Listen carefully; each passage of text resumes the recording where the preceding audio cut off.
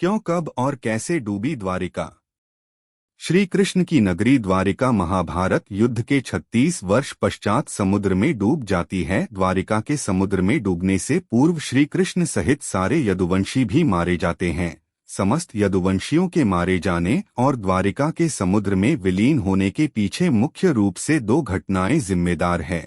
एक माता गांधारी द्वारा श्री कृष्ण को दिया गया श्राप और दूसरा ऋषियों द्वारा श्री कृष्ण पुत्र सांब को दिया गया श्राप। महाभारत युद्ध की समाप्ति के बाद जब युधिष्ठिर का राजतिलक हो रहा था, तब कौरवों की माता गांधारी ने महाभारत युद्ध के लिए श्री कृष्ण को दोषी ठहराते हुए श्राप दिया कि जिस प्रकार कौरवों के वंश का नाश हुआ है, ठीक उसी प्रकार यदुवंश का भी नाश होगा। महाभारत युद्ध के बाद जब 36वां वर्ष आरंभ हुआ तो तरह तरह के अपशकुन होने लगे। एक दिन महर्षि विश्वामित्र, कण्व, देवर्षि नारद आदि द्वारका गए। वहां यादव कुल के कुछ नवयुवकों ने उनके साथ परिहास मजाक करने का सोचा। वे श्री कृष्ण के पुत्र सांब को स्त्री वेश में ऋषियों के पास ले गए और कहा कि ये स्त्री गर्भवती है, इसके गर्भ से क्या उत्पन्न होगा। ऋषियों ने जब देखा कि ये युवक हमारा अपमान कर रहे हैं तो क्रोधित होकर उन्होंने श्राप दिया कि श्री कृष्ण का यह पुत्र वृष्णि और अंधकवंशी पुरुषों का नाश करने के लिए एक लोहे का मूसल उत्पन्न करेगा, जिसके द्वारा तुम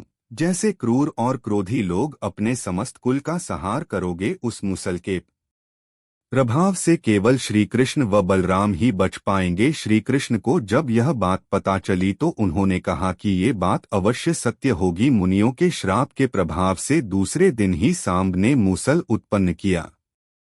जब यह बात राजा उग्रसेन को पता चली तो उन्होंने उस मूसल को चुराकर समुद्र में डलवा दिया। इसके बाद राजा उग्रसेन व श्री कृष्ण ने नगर में घोषणा करवा दी कि आज से कोई भी वृष्णि व अंधकवंशी अपने घर में मदिरा तैयार नहीं करेगा। जो भी व्यक्ति छिपकर मदिरा तैयार करेगा उसे मृत्युदंड दिया जाएगा। घोषणा सुनकर द्वारकावासियों ने मदिरा नहीं बनाने का निश्चय किया। इसके बाद द्वारका में भयंकर अपशकुन होने लगे। प्रतिदिन आंधी चलने लगी, चूहे इतने बढ़ गए कि मार्गों पर मनुष्यों से ज्यादा दिखाई देने लगे। वे रात में सोए हुए मनुष्यों के बाल और नाखून कुतरकर खा जाया करते थे। सारस उल्लुओं की और बकरे गीदड़ों की आवाज निकालने लगे।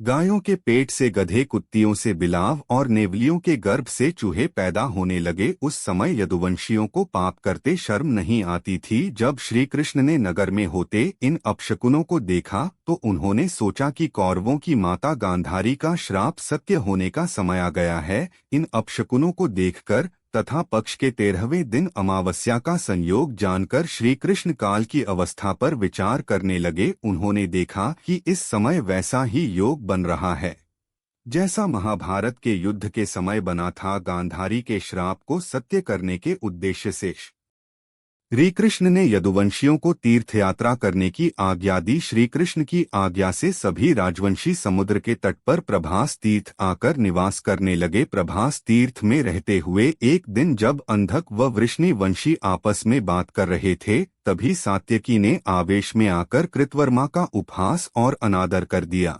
कृतवर्मा ने भी कुछ ऐसे शब्द कहे कि सात्यकी को क्रोध आ गया और उसने कृतवर्मा का वध कर दिया। यह देख अंधकवंशियों ने सात्यकी को घेर लिया और हमला कर दिया।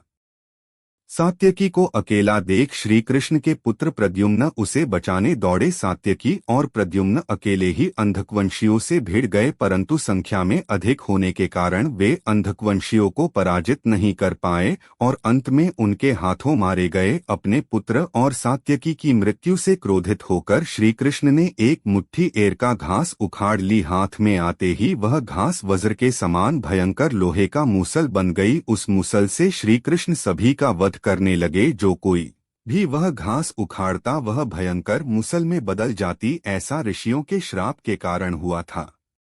उन मूसलों के एक ही प्रहार से प्राण निकल जाते थे। उस समय काल के प्रभाव से अंधक भोजशिनी और वृष्णि वंश के वीर मूसलों से एक दूसरे का वध करने लगे। यदुवंशी भी आपस में लड़ते हुए मरने लगे। श्री कृष्ण के देखते ही देखते साम, चारुदेशन, अनिरुद्ध और गद की मृत्यु हो गई। फिर तो श्री कृष्ण और भी क्रोधित हो गए और उन्होंने शेष बचे सभी वीरों का संहार कर डाला। अंत में केवल दारुक श्री कृष्ण के सारथी ही शेष बचे थे। श्री कृष्ण ने दारुक से कहा कि तुम तुरंत हस्तिनापुर जाओ और अर्जुन को पूरी घटना बताकर द्वारका ले आओ। दारुक ने ऐसा ही किया। इसके बाद श्री कृष्ण बलराम को उसी स्थान पर रहने का कहकर द्वारका लौट आए। द्वारका आकर श्री कृष्ण ने पूरी घटना अपने पिता वसुदेव जी को बता दी। यदुवंशियों के संहार की बात जानकर उन्हें भी बहुत दुख हुआ।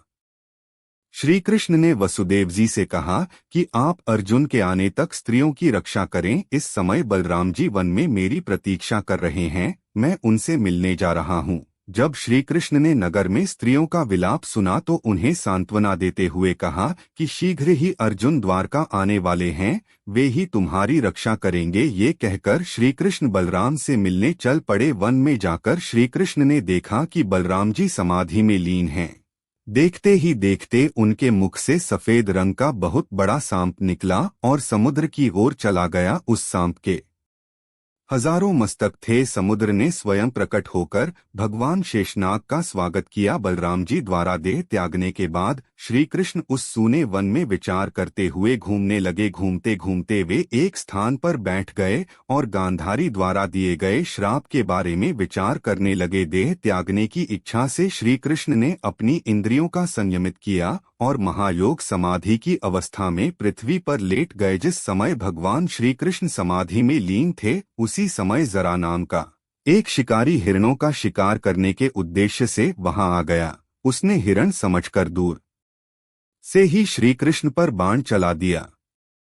बाण चलाने के बाद जब वह अपना शिकार पकड़े के लिए आगे बढ़ा तो योग में स्थित भगवान श्री कृष्ण को देखकर उसे अपनी भूल पर पश्चाताप हुआ। तब श्री कृष्ण को उसे आश्वासन दिया और अपने परमधाम चले गए। अंतरिक्ष में पहुंचने पर इंद्र, अश्विनी कुमार, रुद्र, आदित्य, वसु मुनि आदि सभी ने भगवान का स्वागत किया। इधर दारुक ने हस्तिनापुर जाकर यदुवंशियों के संहार की पूरी घटना पांडवों को बता दी। यह सुनकर पांडवों को बहुत शोक हुआ। अर्जुन तुरंत ही अपने मामा वसुदेव से मिलने के लिए द्वारका चल दिए। अर्जुन जब द्वारका पहुंचे तो वहां का दृश्य देखकर उन्हें बहुत शोक हुआ। श्री कृष्ण की रानियां उन्हें देखकर रोने लगी। उन्हें रोता देखकर अर्जुन भी रोने लगे और श्री कृष्ण को याद करने लगे। इसके बाद अर्जुन वसुदेव जी से मिले। अर्जुन को देखकर वसुदेव जी बिलख बिलख रोने लगे।